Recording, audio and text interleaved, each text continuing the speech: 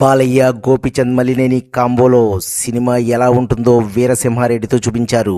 అలాంటి కాంబో నుండి NBK 111 glimpse వస్తుందంటే చాలా అంచనాలున్నాయి. దానికి తోడు బయటకు వదిలిన బాలయ్య స్టిల్ అరాచకం, దాంతో అంచనాలు ఇంకా పెరిగిపోయాయి. అసలు వదిలిన గ్లింప్స్ ఎలా ఉంది అనేది ఈ వీడియోలో మనం చూద్దాం.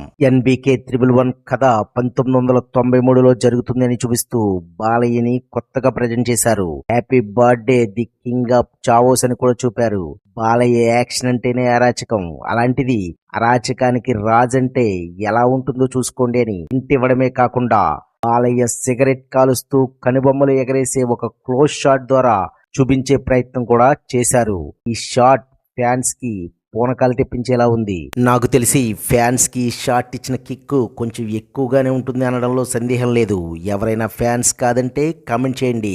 మొత్తంగా గ్లిమ్స్ అదిరిపోయింది. తమన్ మ్యూజిక్ గ్లిమ్స్ ని మరో లెవెల్ కి తీసుకుపోయింది. బాలయ్య స్టైలిష్ అరాచకం ఎన్బీకే 111 లో చూడబోతున్నాం అని చెప్పకనే చెప్పేసింది ఎన్బీకే 111 గ్లిమ్స్.